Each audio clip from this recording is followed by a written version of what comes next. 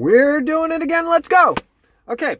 Well, shoot. I need to find my place in the document first. Just a second. Oh, this is day 2, by the way.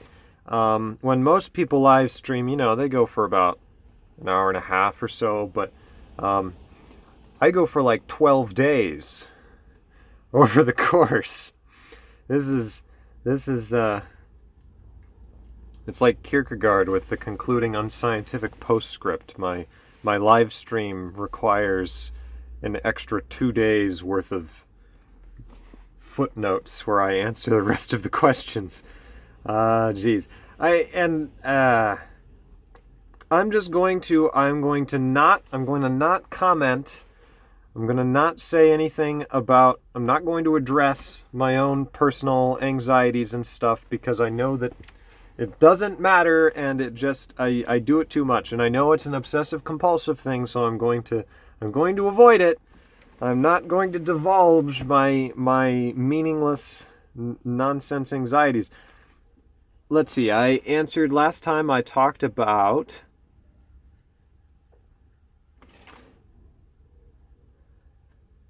stuff here. Awesome. Some very, very nice things. Oh, okay, yes, talking about me being ESTP or that possibility. Okay. I'm going to finish it in this one. I've seen that many intuitives tend to start preferring sensing while drinking alcohol, myself included. This is Wanderer 09094, just so you know. Let's see. It's about how they think and speak, how they tend to simplify reality and everything. Going through. So what do I think about all of this? Also, as an INFP, I kind of feel the SE when I drink, like a direct contact with reality. Less NE overthinking about what I'm perceiving and better physical coordination, but this lasts maybe 10-20 minutes after I start drinking. People can change their preference while under the influence of drugs, or it's just my misinterpretation of the cognitive functions. Hip hopping around because I just want to, that's how I process it. See both SE and SI. So, yeah.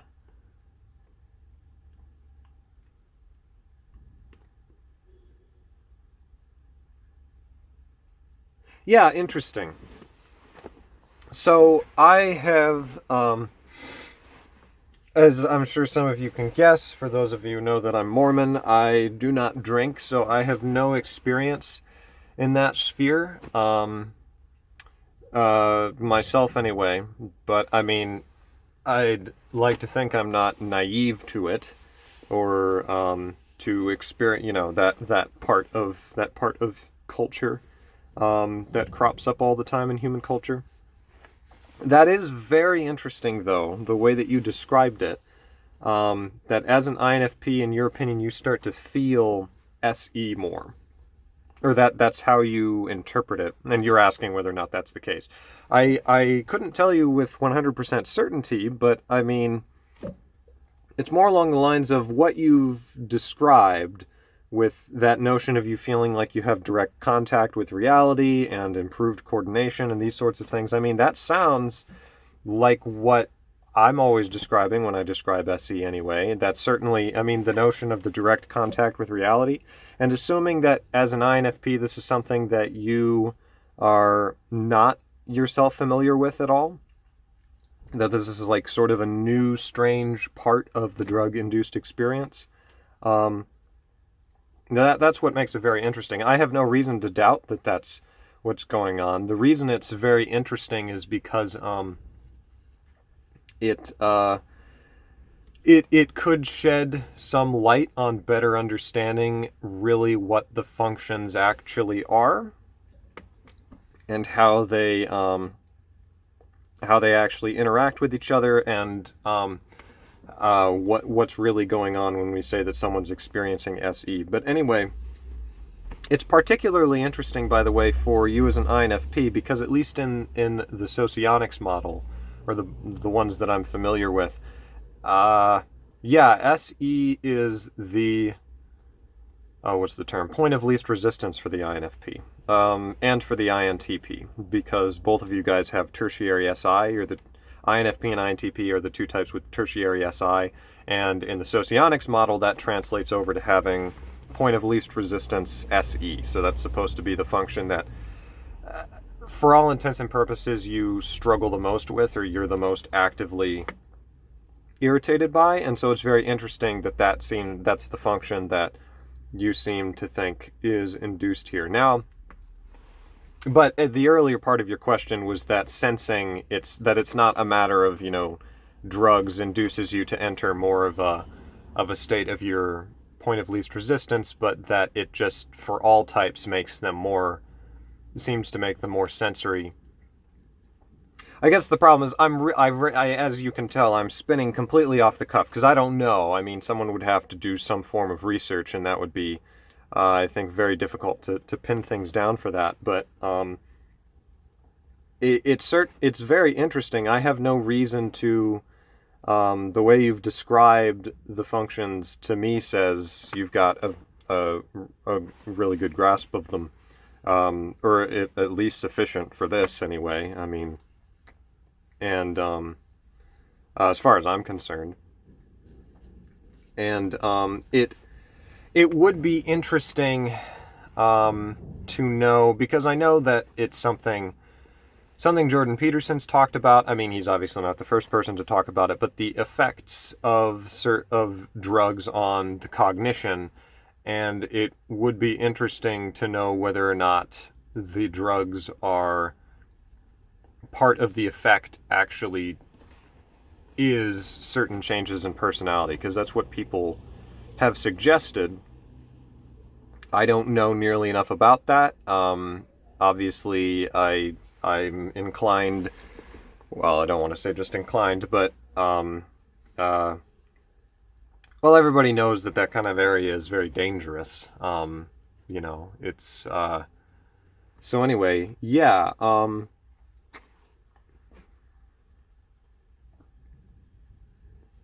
Yeah, I think the notion that just sort of across the board the person becomes more sensation based, I could see that being a problematic statement, but in that people could interpret that to mean, well, you're becoming more sensual, or you're becoming dumber or something, and I don't believe that that's clearly not what you mean when you're saying this. You're saying it's, like you said, a simpler way of describing things, or a more direct way of describing things.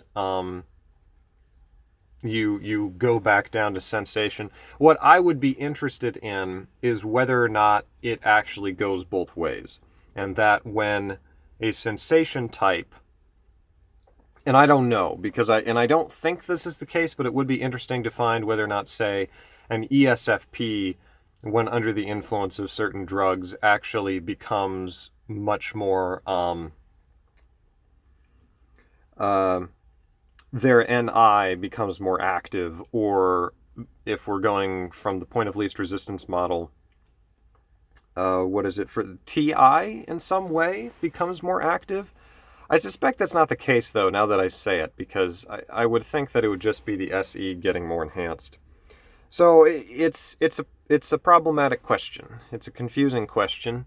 I'm still kind of wrapping my head around it a bit, and I don't know really enough about those kinds of experiences and what it's like. But if anybody else does, feel free to post things in the comments. I mean, be respectful and stuff, but it is an interesting question. Especially that it lasts 10 to 20 minutes. I guess really it's just more of a shout out of, we need to compare different people's experiences with this, and that's not really something I can contribute to. So I hope that is at least somewhat satisfying. The MGS5015 asks how introverted feeling is related to axiology.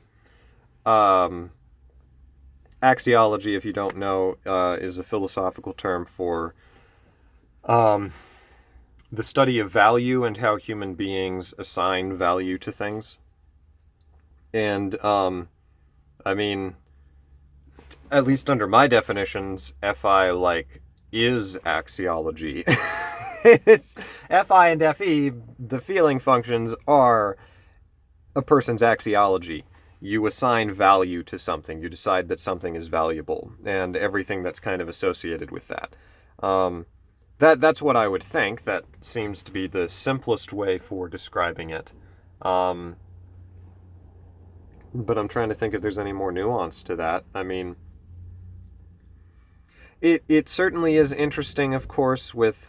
So, I would say that the FITE, the perception functions don't really have much to do with axiology. They might incidentally contribute to an axiology because they say that they might say it's more valuable to simply perceive things, or they might direct the attention towards certain things depending on how they see things. But I relate that more directly to the feeling functions and how the I guess it's a difficult question though, because it really depends on what you specifically mean by axiology. Because I do stand by what I said at the beginning, but at the same time, it's kind of like it's either FI is itself axiology, or all of typology is itself a kind of axiology, in the sense that you're determining what people prefer to focus on, or because NI, I think, has things that it is more likely to focus on, just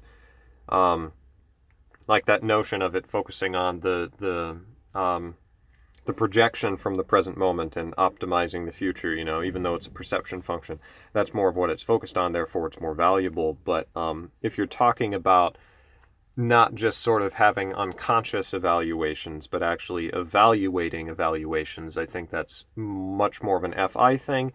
I also think FE, but if anything more, TI does that more in conjunction with FE. It's just always operating under the assumption that it's more interested in what other people assign value to and how to orient itself in regards to that, or whether or not what they're assigning value to is legitimate, because it takes whether or not what they find valuable takes into account what everybody else finds valuable at the same time. So it's not just accommodating, it's also judgmental, FETI, because it's always trying to find what it considers the right thing for it to believe, the most reasonable or rational thing for it to believe. But really the best word would be the right thing for it to believe. It naturally has this notion that there is a right, NESI2, it's looking for the right way to look at things, or the right perception, and in order to do that it's a laborious process of examination, whereas with SENI and TEFI, it's almost like they start already believing that they have the right perception, and then it changes.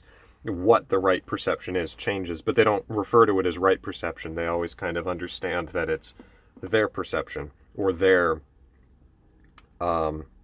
decision, or their value, that they're just sort of trying to carry forth, and it's right by virtue of it being theirs, in a sense.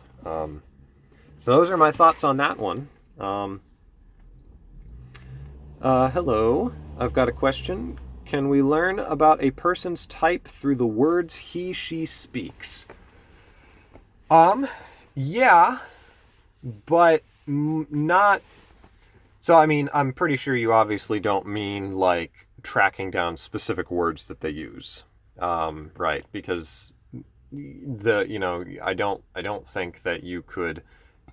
I think it would be rather naive to think that you could, you could certainly create a test where you're testing to see how often different people use, say, the word in their speech. And then you could create perfectly legitimate set of categories that describe these people say this much of the time, these people say this much of the time, and then there's a whole argument about whether it should be a distribution or if you should use types, and it doesn't actually matter. Gosh dang it. But you could do that, and but the question is whether or not that actually says anything more about the person. other than just simply that they say more often. I mean, you might be able to like, so if you were to demonstrate, it'd be difficult in my mind to demonstrate that it is necessary that an ISFP or something will use more than another type. And you could apply that to any word. You know, like if it's an English word, then you can only type English people. Anyway, that's not what you're asking about specific words. I'm assuming what you're asking is more of the content behind the words. The content that's trying to be spoken, regardless of the language or of most of the specifics of how they actually present it. What's important is the content. And possibly the way in which the content is presented, but only insofar as that itself also forms an important content. And that the person is, like the notion that someone who's stronger with FE, you could see that having a bearing on their nervousness when addressing a certain topic. Same thing with FI. But that shouldn't be the top of the list for what would convince you. What should be at the top, in my opinion anyway, is the underlying philosophical presuppositions that they're making. Which is difficult to track out, and I don't know if I'm always the best about actually holding to that. But anyway, so in some sense for me, the words, so long as we're talking about like what they mean by the words, and what they mean by the words and everything kind of associated with that, then in my view, that would be one of the best ways to try to type a person, is to listen to what they say and how they communicate with you, and to focus on that, because philosophy is connected with logic, logos, reason, intelligibility. So the way that the person chooses to express themselves would be a sort of window into, or one could see it as one of the, if not the window into understanding them. That's certainly how IDR Labs goes about it. They're listening to interviews, they're reading what the person has written, what has been written about them, what their history was, how other people interacted with them, and it's all strictly words. Whereas with cognitive types, they are not. They're trying to go away from the words and focus on just the facial expressions of the person, or these things that are not as subject to consciousness, basically. So in some sense, I'm trying to look at what I'm trying to actually look at the person's conscious deliberation and talk about it, whereas cognitive types is trying to find unconscious deliberations. If that makes sense. I don't know if I expressed that quite right, but so that's what I would say. Now that this is Alvaro Ego Aguirre Fernandez. Hi, Michael. Now that you've been into Socionics lately, which schools or socionists do you gravitate most towards? It's a short answer for this one. I'm sorry. I can't really answer because I'm still kind of confused about that, to tell you the honest truth. I know the very basics of where it came from that I expressed in that first Socionics video that I did. I want to say even a couple of years ago, maybe just a year ago, but actually more than that. It would have been a couple years ago, that first Socionics video I did, where I did sort of an introduction, or was attempting to give an introduction of what I had found. But as far as like different schools, like it's already beyond me. To be honest, I struggle. It's actually kind of a similar thing to my struggle when I first got into MBTI in the first place, was that there were all these different websites. They were all saying different things. some of them were not organized clearly, or in my mind, I didn't feel like they were consistent and got right down to what the first principles should be and built up from those. They were kind of just all over the place, and that sort of thing actually, it almost makes me angry. Actually, I would say it does make me angry. I can't stand, even though I'm probably hypocritical here, but my mind, whether I'm good at it or not, cannot stand things that are not well organized, in terms of not so much the well organized part as the fact that the content is made so that it's easily accessible by the mind. Which is hilarious that I was defending Derrida in that one video, because he deliberately makes it very difficult to understand what he's saying, and I really don't like it. Just so you know, I didn't bring up critiques, and I know it's a dead horse to beat, but I cannot stand. I shouldn't say I cannot stand. I'm frustrated by his writing. But you know what frustrates me far more than just Derrida being rather obscurantist, frankly, and doing all kinds of curlicues and, what frustrates me more is when I know that somebody seems to think that they're being clear, but they're utterly failing at it. Or even deeper than that, just, so the thing is that in my experience, the Socionics websites, and I can't fault them for it because a great deal of the information is in translation. The stuff is being thought up in Eastern Europe mainly, as I understand it. Those are sort of the main hubs. They actually have schools and classes over there and research. From what I've heard, like I said, I really don't know that much. I don't know what the scale of it is.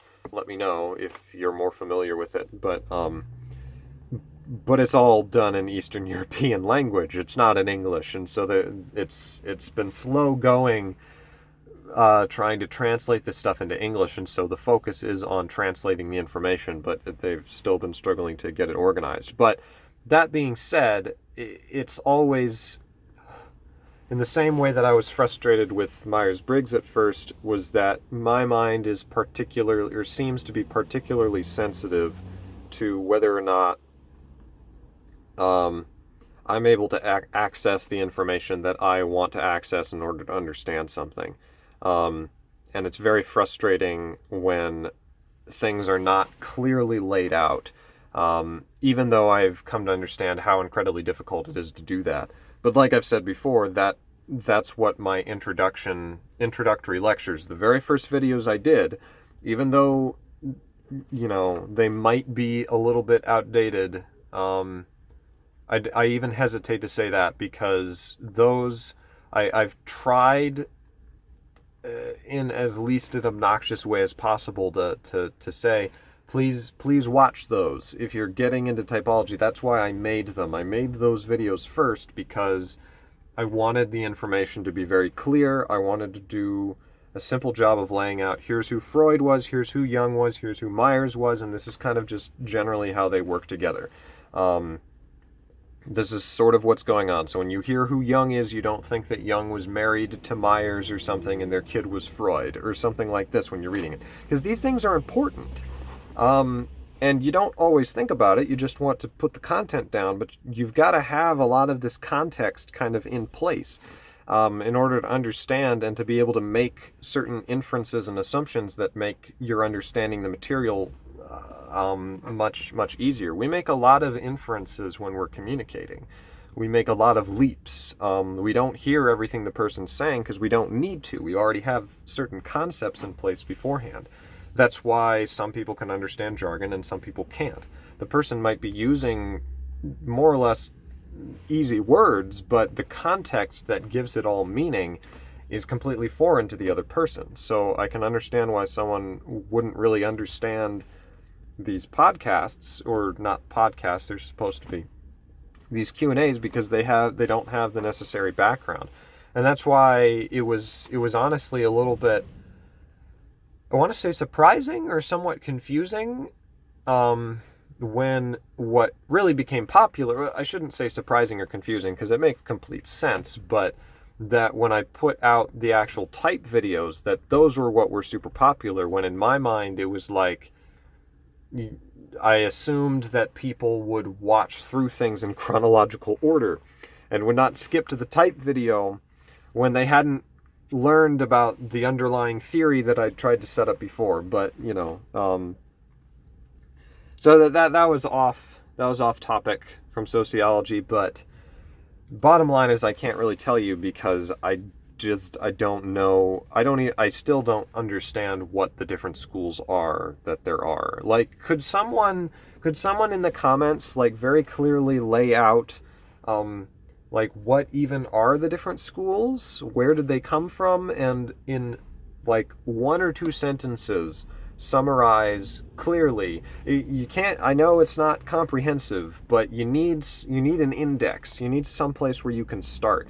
And even if the information turns out to be slightly incorrect, so long as the person who's learning is patient with their teacher and understands that things might be somewhat incorrect and is willing to let things be replaced as the evidence presents itself, then as a teacher, you can make mistakes or slightly misrepresent things, but so long as the student is diligent in checking those things out, you've at least provided them with an index of ideas that they then have a jumping off point. Wes Cecil, I have his lectures. He's a good example, in my opinion. For instance, his lecture on Nietzsche, I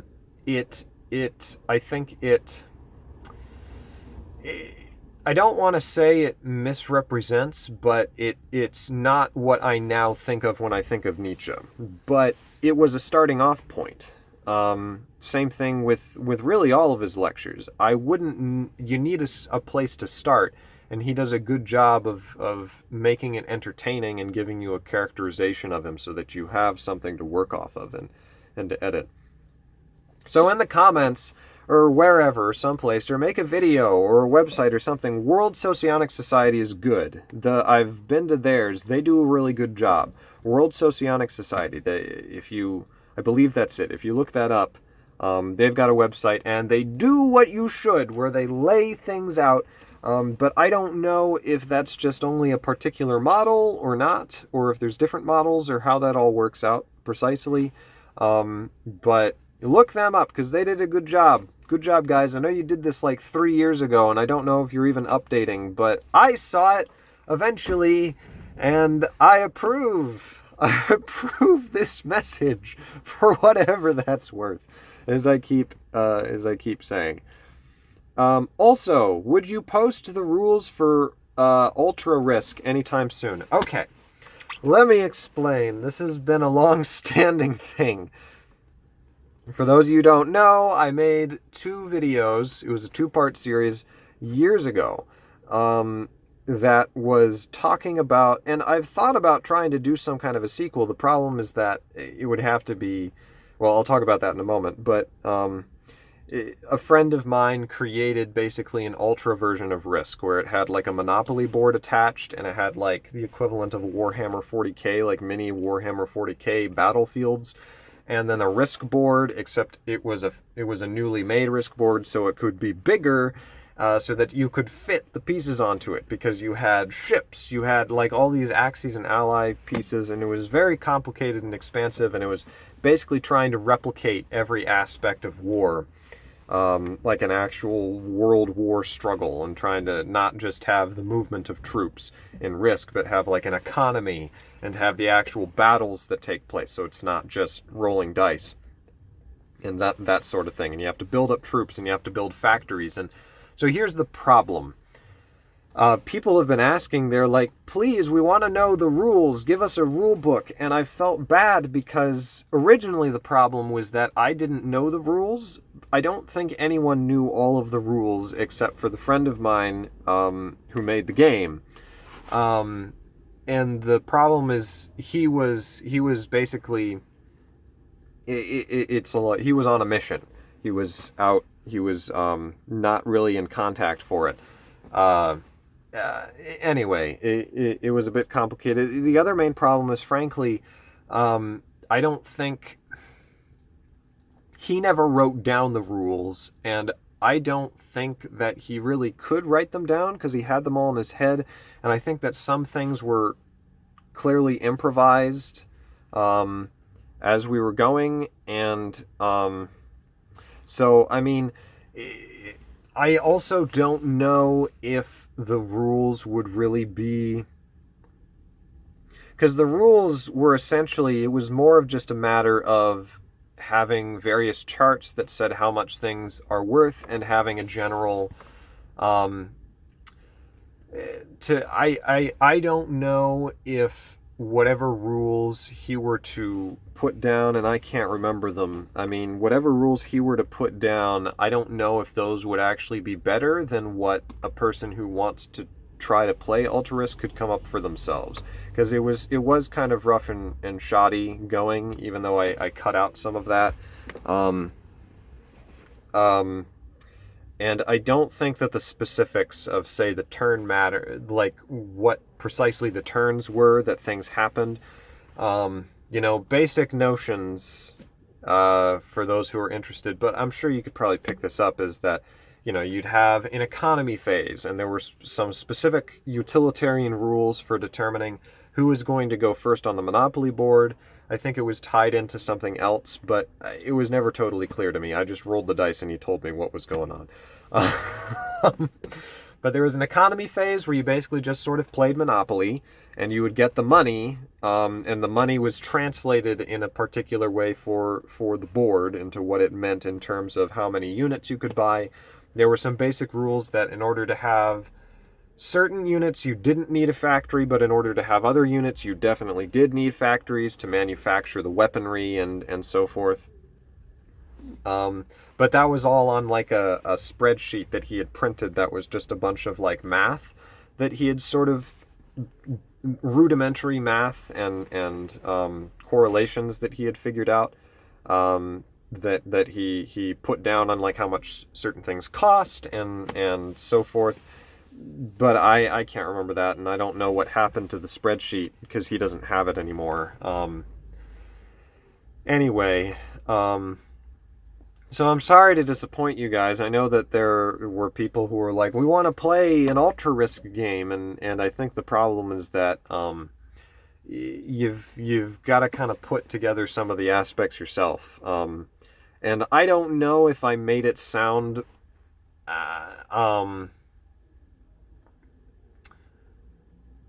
It was really fun. A lot of the fun came from because we all were friends, at least from my perspective. But and we were just, it was kind of fun to do. It was interesting. I guess that's